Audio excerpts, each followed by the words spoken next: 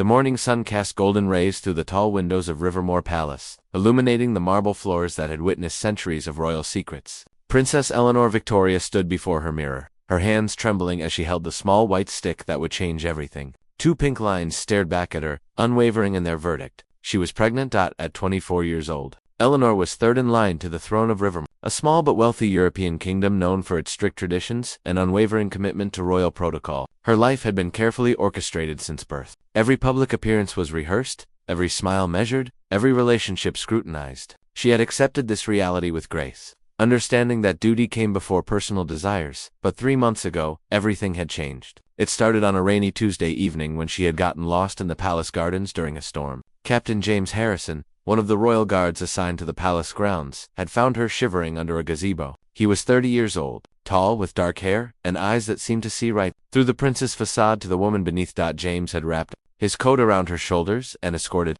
her back to the palace through a hidden servants' entrance to avoid the cameras that constantly monitored the main pathways. They had talked during that brief walk, really talked, in a way Eleanor had never experienced with anyone before. He treated her like a person, not a title. He made her laugh about the absurdity of getting lost in her own gardens. He listened when she spoke, not with the careful attention of someone managing royalty, but with genuine interest. After that night, Eleanor found excuses to be in the places where James was stationed. A morning walk near the East Wing, an evening visit to the library when she knew he was on duty. Their conversations grew longer, deeper. James told her about growing up in a small coastal town, about his mother who worked as a nurse, about his decision to join the military, and eventually the Royal Guard. Eleanor shared her frustrations about the gilded cage she lived in, her dreams of studying art history at a normal university, her loneliness despite being surrounded by hundreds of staff members. The palace employed over 300 people, but Eleanor had never felt more isolated. Her mother, Queen Catherine, was consumed with state affairs and public image.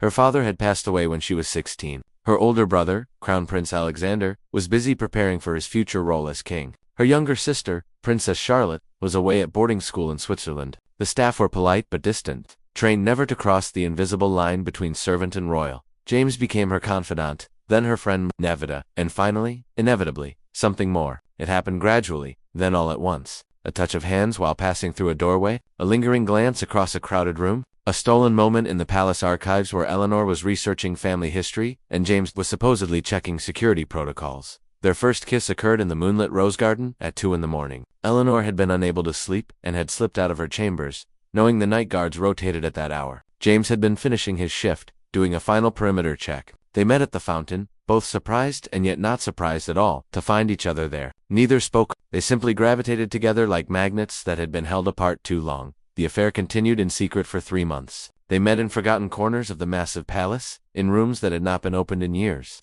In the early morning hours, when the palace was quiet, they were careful, so careful. James never came to her chambers. Eleanor never appeared at his apartment in the guard quarters. They left no messages, no letters, no digital trail. Their only record was the memory of stolen kisses and whispered conversations about impossible futures. Eleanor had been on birth control, prescribed by the palace physician for menstrual regulation. But during a bout of food poisoning 6 weeks ago, the medication had failed. Neither of them had realized the risk at the time. Now, staring at the pregnancy test in her private bathroom, Eleanor felt the weight of her entire world shifting on its axis. She had taken 3 tests, each one confirming what her body had already been telling her. The morning nausea she had attributed to stress, the fatigue she blamed on her busy schedule, the tenderness in her breasts she had ignored. All of it made terrible, wonderful sense now. She was carrying James's child. The implications crashed over her like waves. An unwed princess pregnant by a palace guard? The scandal would be nuclear. The tabloids would have a feeding frenzy that would last months, maybe years. The royal family's carefully maintained image would shatter. Her mother would be devastated. The kingdom would be thrown into chaos. But beneath the panic, Eleanor felt something else too. A small,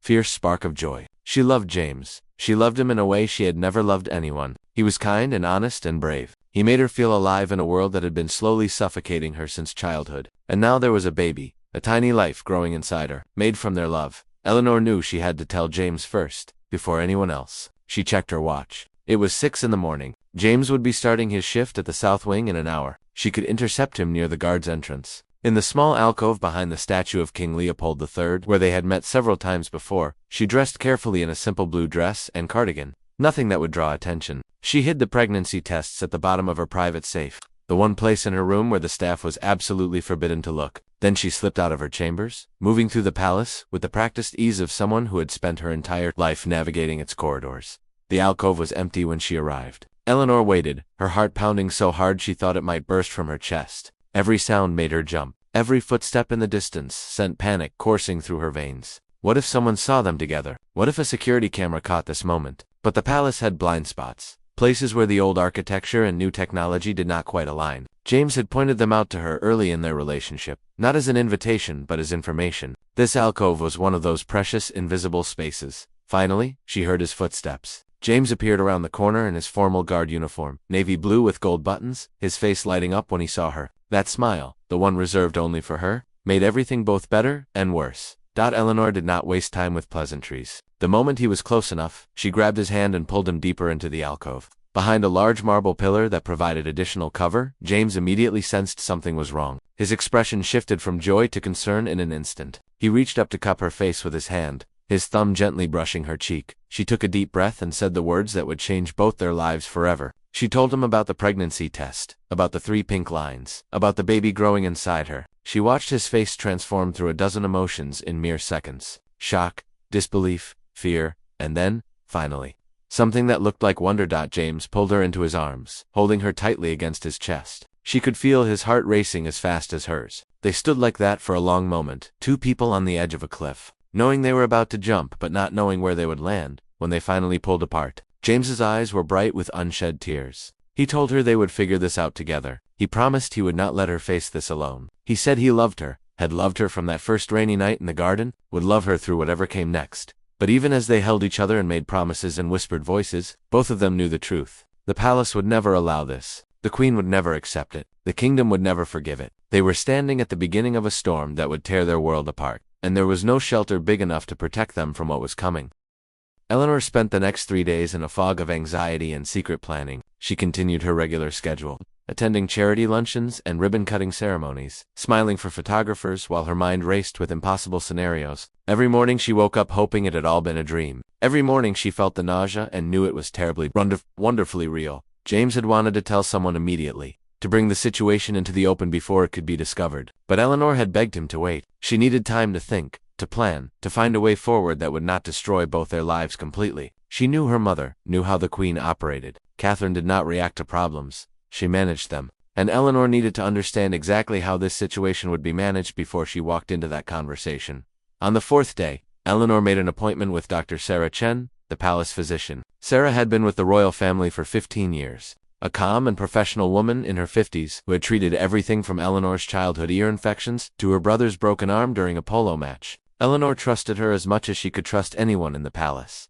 The medical wing was located in the West Tower, a modern facility hidden behind historic stone walls. Eleanor arrived at her scheduled time, telling her assistant she was going for her regular checkup. It was not unusual. The royal family members had monthly health screenings as a matter of protocol. Dr. Chung greeted her with a warm smile and ushered her into the private examination room. The room was decorated to feel less clinical, with soft blue walls and landscape paintings, but Eleanor could still smell the antiseptic and see the medical equipment that gave away its true purpose.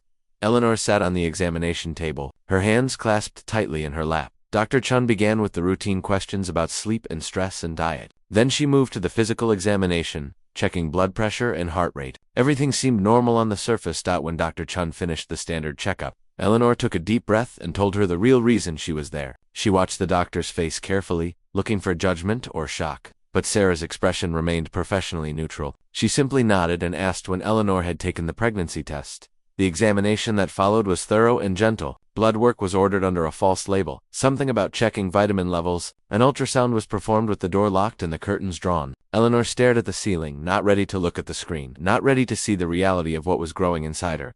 Dr. Chen confirmed what Eleanor already knew. She was approximately 8 weeks pregnant. The baby was developing normally. Her hormone levels were appropriate for this stage. Everything looked healthy from a medical standpoint.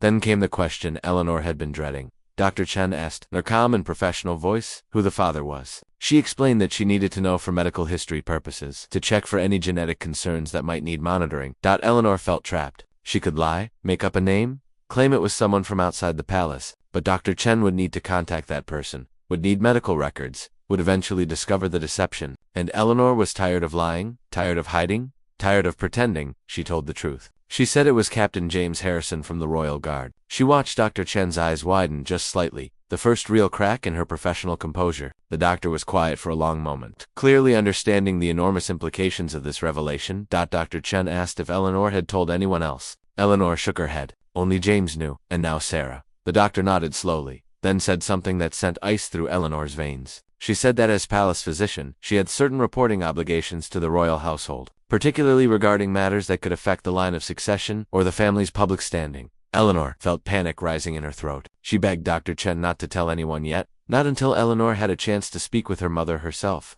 She needed time to prepare, to find the right words, to have a plan in place. Sarah looked at her for a long moment, and Eleanor could see the internal struggle playing out behind her eyes. Finally, the doctor said she would give Eleanor 1 week, 7 days to tell the Queen herself before Sarah would be forced to report the situation through official channels. It was a kindness, a small mercy in a world that was about to become very unkind. Eleanor left the medical wing feeling like a condemned prisoner who had just been given a brief stay of execution. 7 days, 168 hours to figure out how to tell her mother that she had broken one of the most fundamental rules of royal life. That evening, Eleanor met with James again in their secret alcove. She told him about the doctor's appointment, about the confirmation, about the 1-week deadline they now faced. James listened with his jaw clenched, his hands balled into fists at his sides. He said he would go with her to tell the Queen. He would not let Eleanor face that alone. But Eleanor knew that was impossible. If James was present when she told her mother, Catherine would see it as a united front, a challenge to her authority. The Queen would feel attacked and would respond accordingly. Eleanor needed to approach her mother alone, daughter to mother, and appeal to whatever small part of Catherine's heart still remembered, what it was like to be young and in love. The next 2 days passed in agonizing slowness. Eleanor barely slept. She lost her appetite completely, though she forced herself to eat small amounts for the baby's sake. She wrote and rewrote speeches in her head, trying to find words that could possibly make this situation acceptable. On the 6th day of her secret, Eleanor received an unexpected visitor. Her lady-in-waiting, Margaret Ashford, requested a private audience. Margaret was 60 years old, a fixture of the palace who had served the royal family for 4 decades. She had been Eleanor's nanny when she was a child, then transitioned to the role of lady-in-waiting. When Eleanor came of age, Margaret entered Eleanor's private sitting room with an expression that Eleanor had never seen on her face before. It was not quite anger, not quite disappointment, but something more complicated. Concern mixed with sadness, mixed with fear. Eleanor felt her stomach drop. Somehow, Margaret knew, but how? Dr. Chen had promised confidentiality. James would never tell. They had been so careful.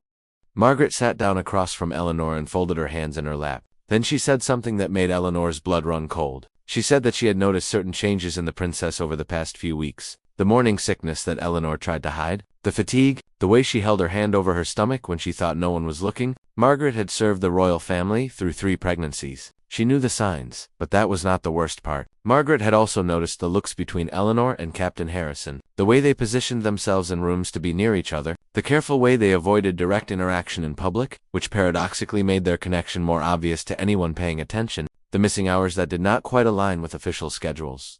Margaret was not the only one who had noticed. There were whispers among the staff, quiet speculation in the servants' quarters. Nothing concrete yet, nothing that had reached the Queen's ears, but it was only a matter of time. The palace had eyes everywhere, and secrets had a way of spreading through the ancient walls like water through cracks in stone. Eleanor felt the room spinning around her. Her carefully guarded secret was not a secret at all. It was common knowledge among the people who cleaned her rooms and served her meals and stood guard outside her door. The only question was when, not if. It would reach her mother. Margaret leaned forward and took Eleanor's hands in hers. Her grip was warm and firm, anchoring Eleanor to the moment. She said that she had come to warn Eleanor, to give her a chance to control the narrative before it controlled her. The palace staff were loyal, but they were also human. Someone would eventually talk to the wrong person, or in the wrong place, or within earshot of someone who would take the information directly to the Queen. Eleanor asked how much time she thought they had. Margaret's answer was brutally honest. Perhaps days, perhaps only hours. The situation had reached a critical point where silence could no longer be maintained. There was only one choice left. Eleanor had to tell her mother immediately, tonight,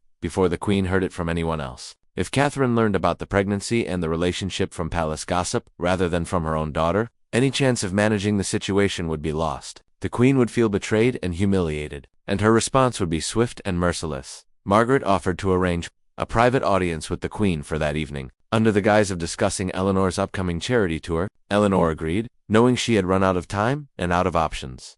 After Margaret left, Eleanor sat alone in her room and allowed herself to cry for the first time since seeing those 2 pink lines. She cried for her baby, who would be born into a scandal. She cried for James, whose career and reputation were about to be destroyed. She cried for herself, for the normal life she would never have, for the freedom she had tasted so briefly before it was snatched away. But mostly she cried because she knew that in a few hours, she would walk into her mother's office and detonate a bomb that would tear her family apart, and there was absolutely nothing she could do to stop it.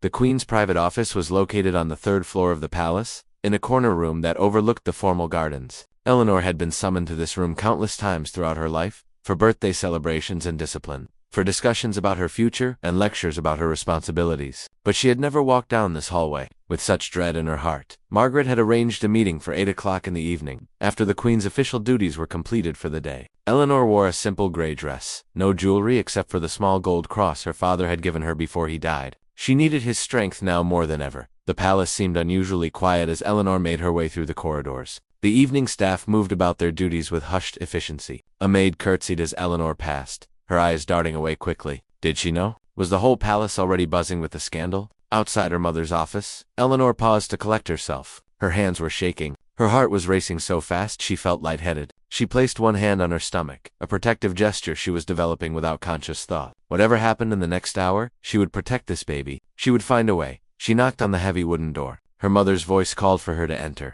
Eleanor pushed open the door and stepped into the room where her fate would be decided. Queen Catherine sat behind her massive mahogany desk, reading glasses perched on her nose as she reviewed documents. She was 58 years old, still beautiful in the way that royalty often is, with perfect posture and carefully maintained blonde hair that showed not a trace of gray. She looked up as Eleanor entered, and something in her expression suggested she already suspected. This was not a routine visit.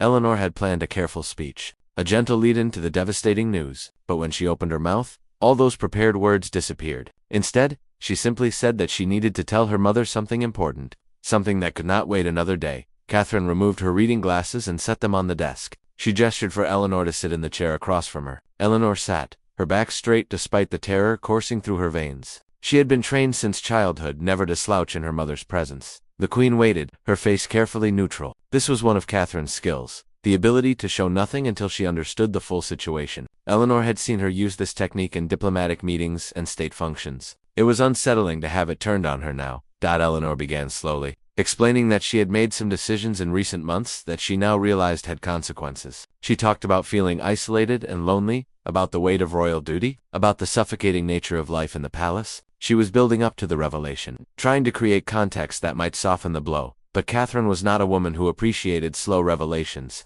She held up one hand, stopping Eleanor mid. Then she asked directly if Eleanor was pregnant. The question hung in the air like a guillotine blade. Eleanor felt the blood drain from her face. She nodded, unable to speak past the lump in her throat. For a moment, just a moment, she saw genuine pain flash across her mother's face. But it disappeared so quickly she might have imagined it.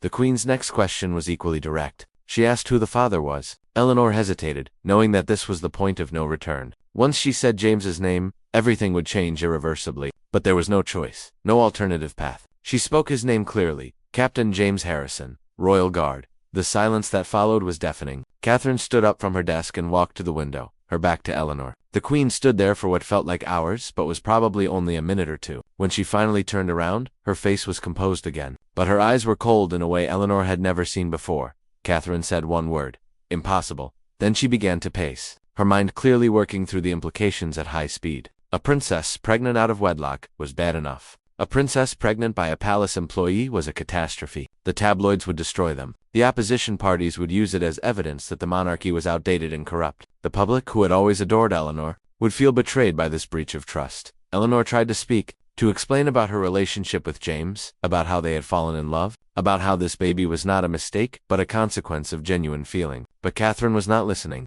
She was in crisis management mode now, treating this as a problem to be solved rather than a human situation involving her daughter's life. The Queen began listing options with clinical detachment. Option 1 was immediate termination of the pregnancy. It could be done quietly, at a private clinic, with complete confidentiality. No one would ever need to know. Eleanor felt physically sick at the suggestion and shook her head violently. That was not an option. Not for her. Not ever. Option 2 was sending Eleanor away to have the baby in secret, then arranging for the child to be adopted by a trusted family. Eleanor would return to the palace after a few months, claiming she had been on an extended wellness retreat or educational program. The baby would grow up never knowing its true parentage. Again, Eleanor refused. She would not give up her child, would not pretend it did not exist. Option 3, Catherine said with obvious distaste, was for Eleanor to marry quickly. Not to Captain Harrison, of course. That was out of the question. But there were several minor European nobles who might be convinced to enter into a marriage arrangement, someone discreet who understood how these situations were handled, someone who could claim the baby as his own in exchange for the prestige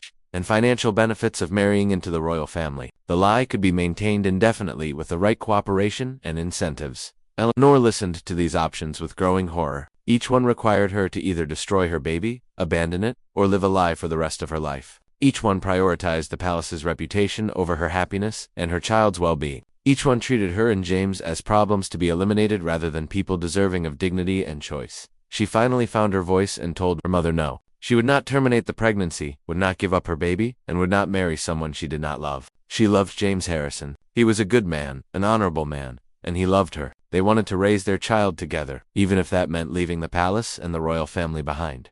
Catherine's composure finally cracked. She turned on Eleanor with fury in her eyes and said that leaving was not an option. Eleanor was third in line to the throne. She had obligations, responsibilities that superseded her personal desires. The family had invested 24 years in preparing her for public service. She did not get to simply walk away because she had made a foolish mistake with a palace guard. The words stung like physical blows. Eleanor stood up from her chair, matching her mother's intensity. She said that she had not asked to be born royal, had not chosen this life of constant scrutiny and sacrifice. She had done everything asked of her since childhood, had smiled for cameras and attended endless boring functions, and given up every normal experience other young women took for granted. Was it so wrong to want one thing for herself? Was it so terrible to want to be loved for who she was rather than what she represented?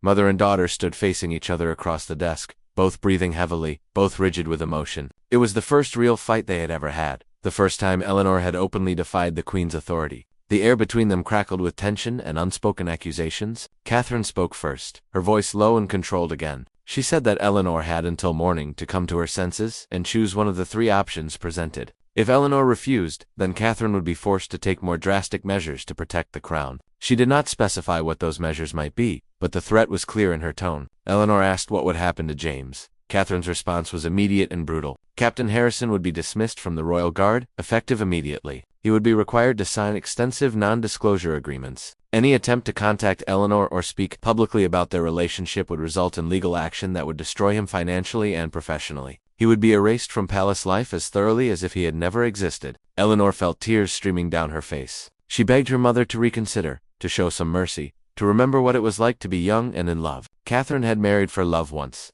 had chosen Eleanor's father despite pressure to make a more politically advantageous match. Surely she could understand what Eleanor was feeling now, but the Queen's face remained cold and impassive. She said that her situation had been different. Eleanor's father had been an acceptable match, a minor royal from a neighboring country. Captain Harrison was a commoner with no title, no wealth, no political connections. The comparison was absurd. Eleanor realized in that moment that she would get no sympathy from her mother, no understanding or support. Catherine saw this situation purely through the lens of royal duty and public image. The human element, the love and the life growing inside Eleanor, were irrelevant to her calculations. Eleanor turned and walked toward the door, her legs unsteady beneath her. Before she left, she looked back at her mother one final time. She said that she was sorry for the disappointment and the scandal she was about to cause, but she was not sorry for loving James, and she would never be sorry for this baby. If choosing her child meant losing her family and her title, then that was a price she was willing to pay. She walked out of the office without waiting for a response. Behind her, she heard her mother call her name once, sharply, but Eleanor kept walking. She walked through the corridors of the palace that had been her home for 24 years, seeing it now as the beautiful prison it had always been. When she reached her chambers, she found Margaret waiting for her. The older woman took one look at Eleanor's face and pulled her into a tight embrace. Eleanor collapsed into her arms and wept, great racking sobs that came from somewhere deep in her soul. Margaret held her and stroked her hair and made soothing sounds, just as she had when Eleanor was a little girl with a scraped knee or a broken toy. Finally, when the tears subsided, Eleanor pulled back and wiped her eyes. She told Margaret everything that had happened in the Queen's office. Margaret listened gravely, her expression growing more troubled with each detail. When Eleanor finished, Margaret said something that both terrified and empowered her. She said that if Eleanor was serious about choosing her baby over the crown, then they needed to act quickly. Once the morning came, the Queen would put her plan into motion, and Eleanor's choices would be taken away completely. Eleanor understood what Margaret was suggesting. She needed to leave the palace tonight. before her mother could stop her. She needed to disappear before the Queen could arrange whatever drastic measures she had threatened. It was the only way to maintain any control over her own life and her baby's future. The question was whether she had the courage to actually do it. Eleanor stood in her bedroom, staring at the open suitcase on her bed. Margaret had left 30 minutes ago to make discreet arrangements, and now Eleanor was alone with the most important decision of her life. Around her, the room that had been hers since childhood seemed to watch with silent judgment. The antique dolls on the shelf, the oil paintings of ancestors on the walls, the heavy velvet curtains that blocked out the world, everything represented a life she was about to abandon.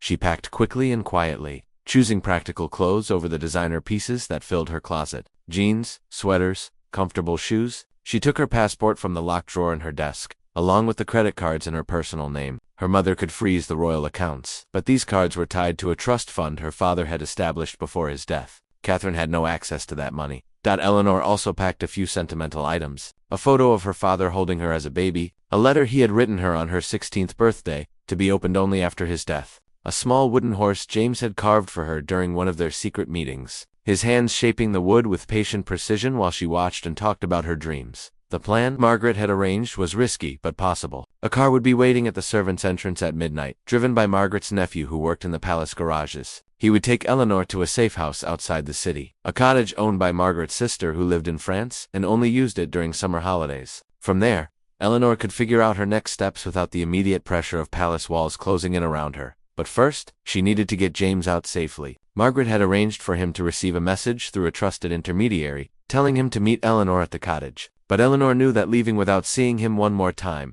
without explaining face to face what was happening, felt wrong. She needed to warn him personally, to give him the chance to protect himself before the Queen's wrath descended. At 11 o'clock, Eleanor wrapped herself in a dark cloak and slipped out of her chambers. The palace was quiet but not empty. Night staff moved through hallways on their various duties. Security cameras monitored key corridors, but Eleanor had grown up in these walls. She knew which routes were less traveled, which cameras had blind spots, which guards were sympathetic to her. She made her way to the guard quarters in the East Wing. This was dangerous territory. If she was caught here at this hour, questions would be asked that she could not answer. But she had no choice. James deserved to hear the truth from her, not from a dismissal letter or a lawyer's threat.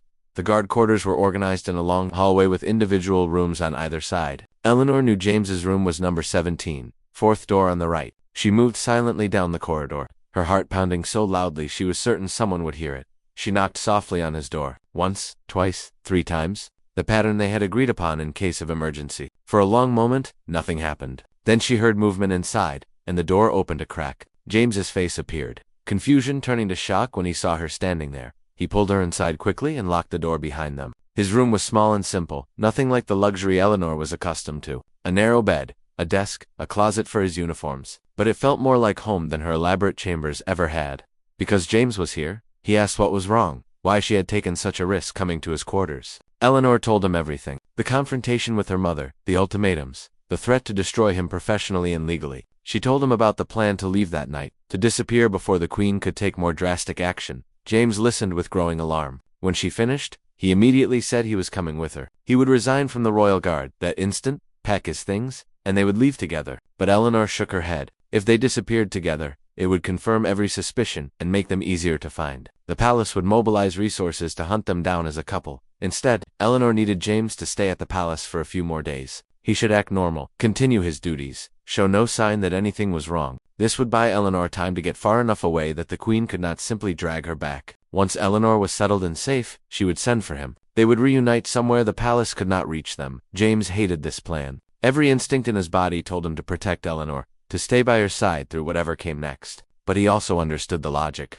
If he disappeared the same night as Eleanor, he would become the primary target of the palace's anger. They would make an example of him to discourage any other staff members from getting too close to the royal family. Eleanor reached into her cloak and pulled out a folded piece of paper. On it, she had written the address of Margaret's sister's cottage and a phone number where she could be reached. She pressed it into James's hand and made him promise to memorize it and then destroy it. No evidence could link them together once she was gone. They held each other tightly, both aware that this might be the last time they stood together in the palace where their love had begun. James whispered that he would find her, that nothing would keep them apart, that they would make a life together away from crowns and protocols and the suffocating weight of royal expectations. Eleanor wanted desperately to believe him, but fear had taken root in her heart. The queen was powerful and vindictive. There was no telling what Catherine might do to keep this scandal contained. At 11:05, Eleanor forced herself to pull away. She had to reach the servants' entrance before midnight. Any delay could mean missing her only chance to escape. James walked her to his door, checking the corridor to make sure it was clear. They kissed one final time,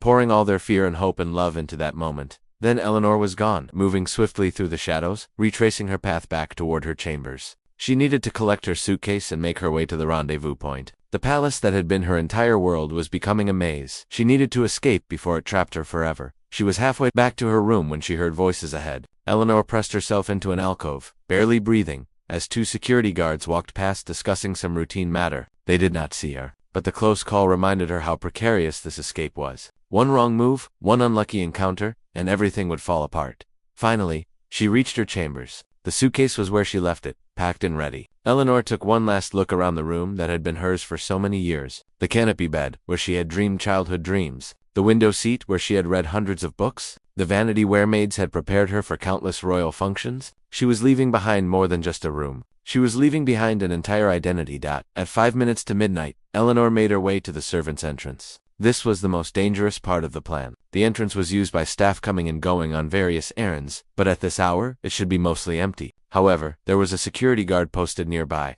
and cameras monitored the area. Margaret had promised to handle this problem, but Eleanor did not know exactly how. She could only trust that her lady-in-waiting, who had served the palace for 4 decades, knew how to navigate its systems better than anyone.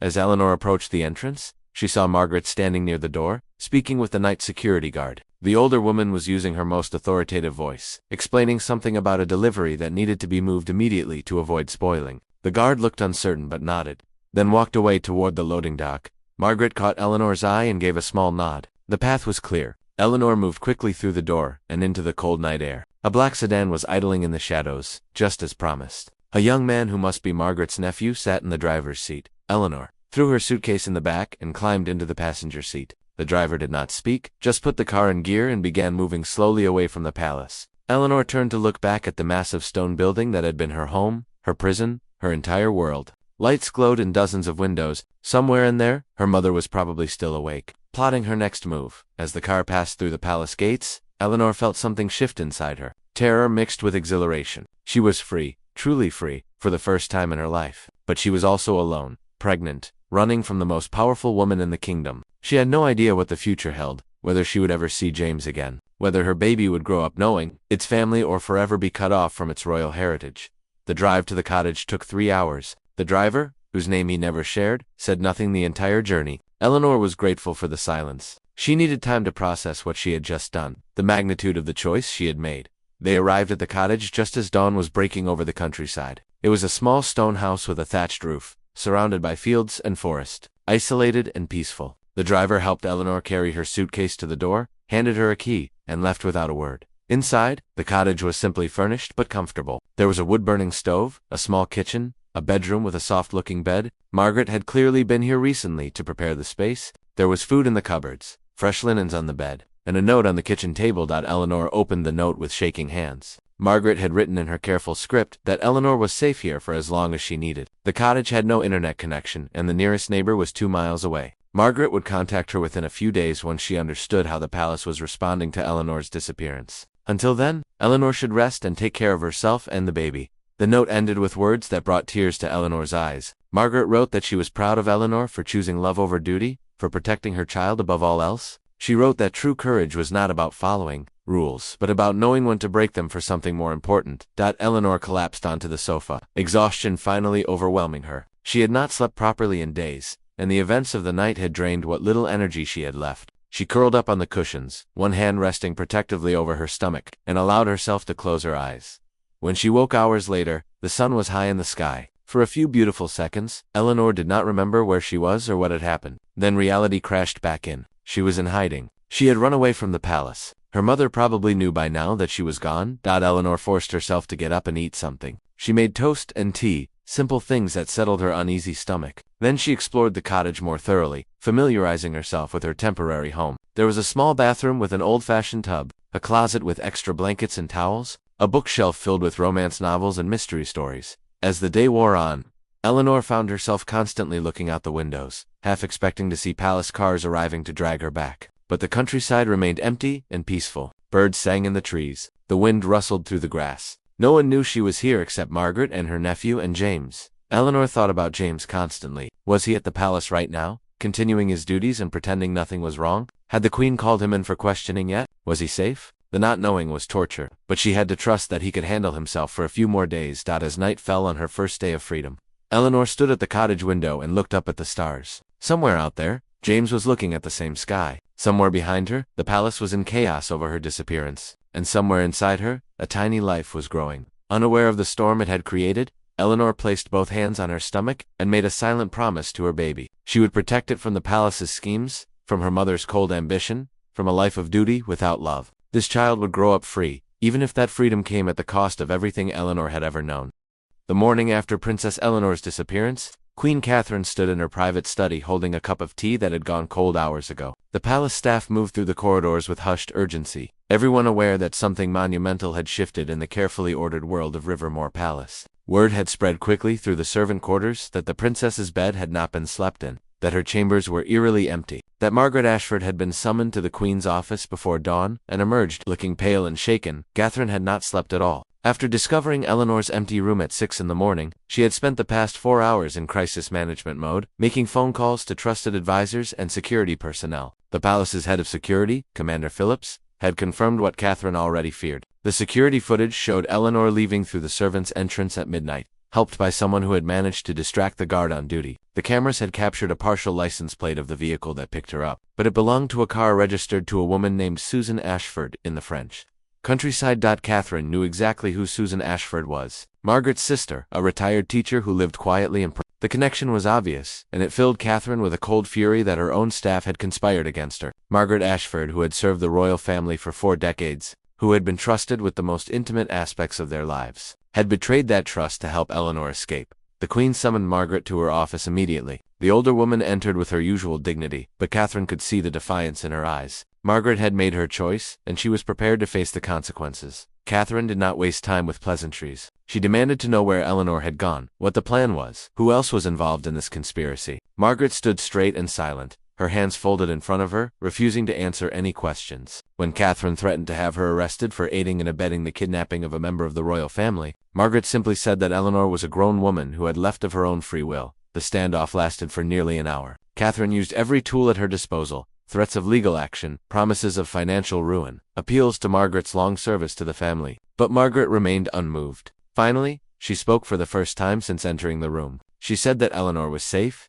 that she was taking care of herself and the baby, and that Catherine should be ashamed of herself for trying to force her own daughter into such impossible choices. Catherine felt something snap inside her chest. She dismissed Margaret from her position immediately, effective that very moment. Security would escort her from the palace grounds within the hour, and she would never be allowed to return. Margaret accepted this pronouncement with quiet dignity, curtsied once, and left the office without another word. But Margaret's dismissal solved nothing. Eleanor was still missing, still pregnant, still a scandal waiting to explode across every newspaper and television screen in Europe. Catherine needed to find her daughter before anyone outside the palace realized she was gone. The Queen called an emergency meeting with her most trusted advisors, Lord Chancellor Pemberton, Press Secretary Victoria Hammond, and Security Chief Commander Phillips gathered in the Queen's conference room to discuss damage control. Catherine explained the situation in clinical terms. Eleanor was pregnant by a palace guard, and had fled during the night to avoid dealing with the consequences of her actions. The room fell silent as the advisors absorbed the magnitude of this crisis. Lord Pemberton, a man in his 70s who had served 3 generations of the royal family, looked visibly shaken. Victoria Hammond, usually unflappable in her handling of royal publicity, stared at the table with the expression of someone calculating impossible odds. Commander Phillips maintained his professional composure, but Catherine could see the concern in his eyes. Victoria spoke first, her voice tight with controlled panic. The press had not yet noticed Eleanor's absence, but they would soon. Eleanor was scheduled to attend the charity luncheon that afternoon, followed by a ribbon-cutting ceremony for a new children's hospital wing. Her absence from these highly publicized events would raise immediate questions. They had perhaps 6 hours before the story broke wide open. Lord Pemberton asked the question Catherine had been dreading. What did she want to do about Captain James Harrison? The young man was currently on duty, apparently unaware that Eleanor had disappeared. Should they arrest him immediately? Question him about his involvement in Eleanor's escape? Catherine considered this carefully. If James knew where Eleanor was, they needed that information. But if they moved too aggressively against him, it could drive Eleanor further underground. she decided on a more subtle approach. James would be reassigned to a different post, away from the main palace buildings. He would be watched carefully, his communications monitored, his movements tracked. If Eleanor tried to contact him, they would know immediately. Commander Phillips left to arrange James's reassignment. Victoria began preparing cover stories for Eleanor's missing public appearances, claiming sudden illness that required bed rest. Lord Pemberton started making discreet inquiries through his network of contacts across European nobility, checking if any of them had heard rumors about Eleanor's situation. Catherine authorized a private investigation team to begin searching for Eleanor. These were not official palace security, but specialists who handled sensitive situations for wealthy and powerful families. They would track down the car that picked Eleanor up, investigate Margaret's sister's property in France, and find Eleanor before this situation spiraled completely out of control. The investigation team, led by a former intelligence officer named David Cranston, began their work immediately. They traced the license plate to Susan Ashford's cottage in Provence, a remote property surrounded by farmland and forest. Satellite imagery showed a single access road and no nearby neighbors. It was the perfect place to hide someone who did not want to be found. But Cranston advised against an immediate raid on the cottage. If they moved too quickly and Eleanor suspected she was being tracked, she could disappear again into a network of safe houses and false identities that would be much harder to penetrate. Better to confirm she was there first, then plan a careful approach that would not drive her further into hiding. Back at the palace, James Harrison reported for his regular shift, completely unaware that his world was about to collapse. Commander Phillips met him at the guard station and informed him of his new assignment. Effective immediately, James would be transferred to the palace's outer perimeter, patrolling the gardens and grounds rather than the interior corridors where he might encounter members of the royal family. James accepted the reassignment without question, though Catherine was certain he must suspect it was connected to his relationship with Eleanor. Palace guards were moved around regularly for security reasons, but the timing was suspicious. James asked no questions, however, and reported to his new post with professional efficiency. What James did not know was that his every movement was being monitored. His phone calls were being recorded, his text messages intercepted, his personal quarters searched while he was on duty. Commander Phillips had assigned 2 discreet surveillance officers to track James's activities around the clock. The surveillance revealed nothing suspicious at first. James went about his duties, returned to his quarters after his shift, ate dinner alone in the guards' mess hall. He seemed normal, perhaps slightly more subdued than usual, but nothing that would indicate he knew about Eleanor's disappearance. But on the second night after Eleanor's escape, the surveillance officers noticed something interesting. James did not return to his quarters after his evening shift ended. Instead, he walked to a small chapel on the palace grounds, a centuries-old stone building that was rarely used except for private prayer. He sat in one of the back pews for over an hour, staring at the altar with an expression of profound sadness. The surveillance team could not hear what James might be saying, but his body language suggested he was struggling with some internal conflict. He kept checking his phone, as if waiting for a message that never came. Finally, he stood up, walked to one of the prayer candles at the front of the chapel, and lit one with shaking hands. Then he knelt and appeared to pray for several minutes. Before returning to his quarters, Catherine received this report with mixed feelings. James's behavior suggested he was emotionally affected by Eleanor's absence, which confirmed their relationship was real. But it also indicated he genuinely did not know where she was, which meant the palace had lost their best lead to finding her. By the third day, the situation was becoming untenable. Eleanor had missed multiple public appearances, and the press was starting to ask questions about her health. Victoria Hammond was running out of excuses for the princess's absence. The cover story of a mild illness was wearing thin, especially since Eleanor had seemed perfectly healthy at her last public appearance. More concerning was the investigation team's report from France. They had confirmed that Eleanor was at Susan Ashford's cottage, had photographed her through the windows using long-range surveillance equipment. She appeared to be alone and in good health, spending most of her time reading by the fireplace or walking in the cottage's small garden. But the cottage was too isolated and well-positioned for a quick extraction. Any attempt to retrieve Eleanor by force would likely result in a public spectacle that would destroy any remaining chance of containing the scandal. Catherine made a decision that went against every instinct she possessed. She authorized David Cranston to make contact with Eleanor directly, not to bring her back by force, but to negotiate, to convince her to return to the palace voluntarily before the story broke in the media and destroyed them all. Cranston was a skilled negotiator who had handled similar situations for other high-profile families. He understood the delicate balance required to convince someone to cooperate without making them feel cornered or threatened. Catherine gave him permission to offer Eleanor certain concessions. Her pregnancy could be handled discreetly, with medical care provided by trusted physicians. James Harrison would not be prosecuted or publicly humiliated, though he would need to leave the palace quietly. Eleanor could have some input into how the situation was managed, within reason, but Cranston's first attempt to make contact failed completely. When he approached the cottage and identified himself as a representative of the royal family, Eleanor refused to speak with him. She watched him from the window but would not come to the door, would not answer the phone when he called the cottage's lamp. After several hours of trying, Cranston had to admit defeat and retreat. Eleanor was not simply hiding from her responsibilities. She was actively resisting any attempt to bring her back into the palace's control. This was not the behavior of a confused young woman who needed guidance, but of someone who had made a deliberate choice and was prepared to defend it. Catherine realized with growing dread that she might not be able to resolve this situation quietly. Eleanor seemed determined to stay hidden, and every day that passed increased the risk of discovery. The press was becoming more persistent in their questions about the princess's absence. Social media was beginning to buzz with speculation and rumors. Several photographers had been spotted near the palace gates, hoping to catch a glimpse of the mysteriously absent princess. The queen found herself facing a nightmare scenario. Her daughter was pregnant, in hiding, and apparently prepared to let the entire situation become public rather than submit to palace control. The royal family's reputation, built up over centuries, could be destroyed in a matter of days when this story inevitably broke. But Catherine was not prepared to surrender yet. She had built her entire reign on the principle that the crown was more important than any individual, including herself. She would find a way to bring Eleanor home and contain this disaster, whatever it took. The alternative was unthinkable.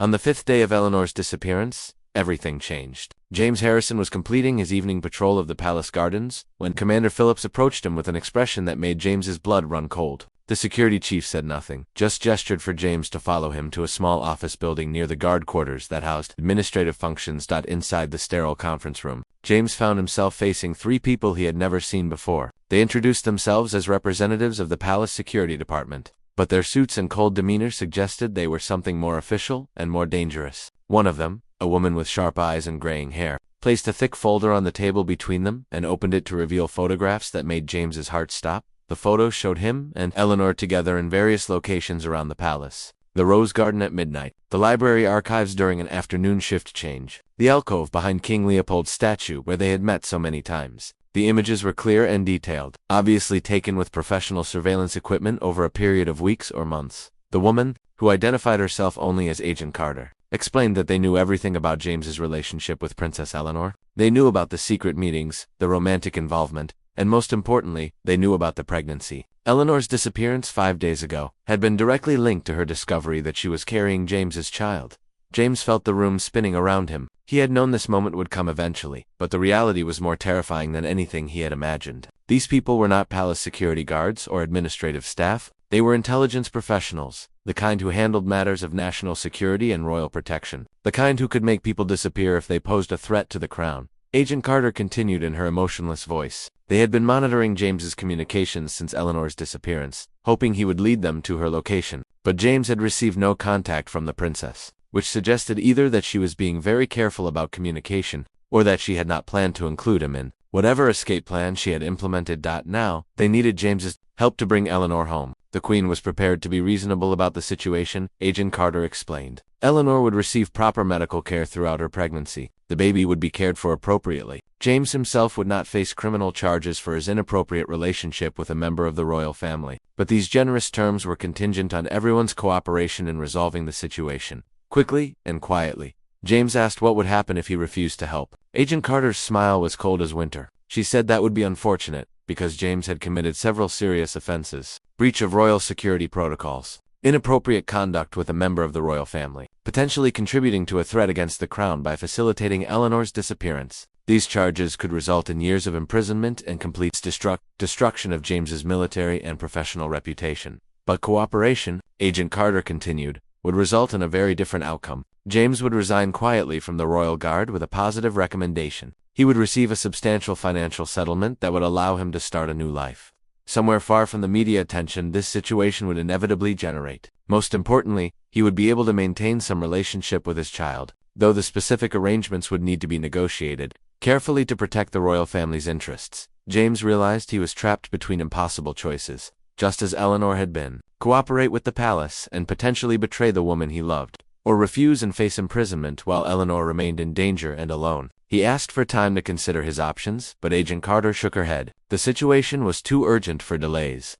James needed to make his decision immediately. Finally, James asked the question that mattered most to him. Was Eleanor safe? Was she being cared for properly during her pregnancy? Agent Carter confirmed that their investigation team had located Eleanor and verified that she appeared to be in good health. She was staying at a remote cottage in the French countryside, apparently alone and taking reasonable care of herself. This information gave James some relief, but also intensified his worry. Eleanor was pregnant and alone, hiding from her family and the palace staff who should be supporting her. She must be terrified and lonely, facing an uncertain future with no idea whether the people she loved would ever be able to join her. James made his decision. He would help the palace locate Eleanor, but only if they guaranteed her safety and well-being. He wanted to speak with Queen Catherine directly, to get her personal assurance that Eleanor would not be punished or forced into any medical decisions against her will. Agent Carter considered this request for a moment, then made a phone call in a language James did not recognize. 30 minutes later, James found himself in Queen Catherine's private study, the same room where Eleanor had confronted her mother less than a week ago.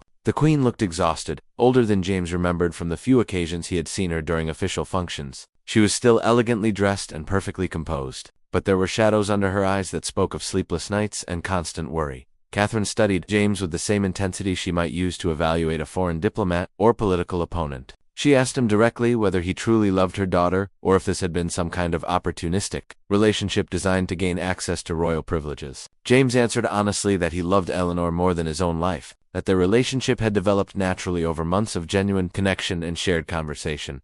The Queen's expression softened slightly at this response. She said that she believed James was sincere, which made this situation both easier and more complicated to resolve. If he had been a fortune hunter or social climber, she could have simply eliminated the problem through legal and financial pressure. But genuine love was more difficult to manage and more dangerous to ignore. Catherine explained her position clearly. Eleanor was third in line to the throne, which meant her personal choices affected the stability and reputation of the entire royal family. An unwed pregnancy by a palace guard was exactly the kind of scandal that could be used by Republican movements to argue that the monarchy was outdated and corrupt. The situation needed to be handled in a way that protected both Eleanor's future and the crown's authority.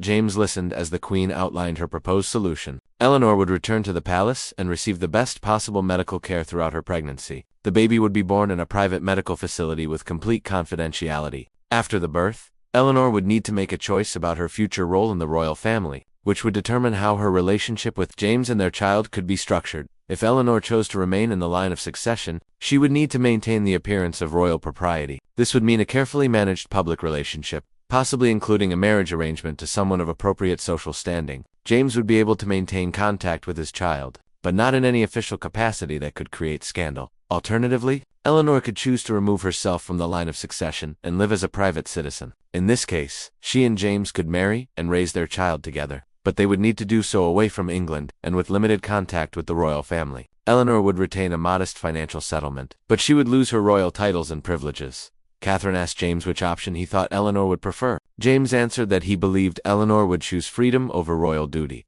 that she had already demonstrated her willingness to give up her privileged life for the sake of their relationship and their baby. But he also understood that this was Eleanor's decision to make, not his.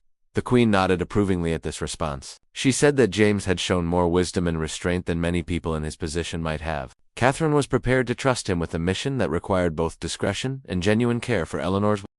James would travel to France immediately to speak with Eleanor personally, not to force her to return, but to present the options Catherine had outlined and help Eleanor understand that she had choices beyond simply hiding indefinitely. The palace's investigation team had confirmed that Eleanor was safe for now, but her situation was not sustainable long-term. She needed proper medical care, legal documentation for her new identity, and financial resources that could not be traced back to the royal family. Most importantly, the media attention surrounding Eleanor's disappearance was intensifying. Several reporters had begun investigating the princess's absence from public events, and at least one tabloid newspaper had started asking questions about her personal relationships. If Eleanor's pregnancy became public knowledge before the family could control the narrative, the resulting scandal would be exponentially more damaging. James accepted this mission, but with conditions of his own. He wanted written guarantees about Eleanor's medical care and the baby's future security. He wanted assurance that neither he nor Eleanor would face criminal prosecution, regardless of what decisions they made about their future. Most importantly, he wanted Catherine's personal promise that if Eleanor chose to leave the royal family permanently, she would be allowed to do so without harassment or interference.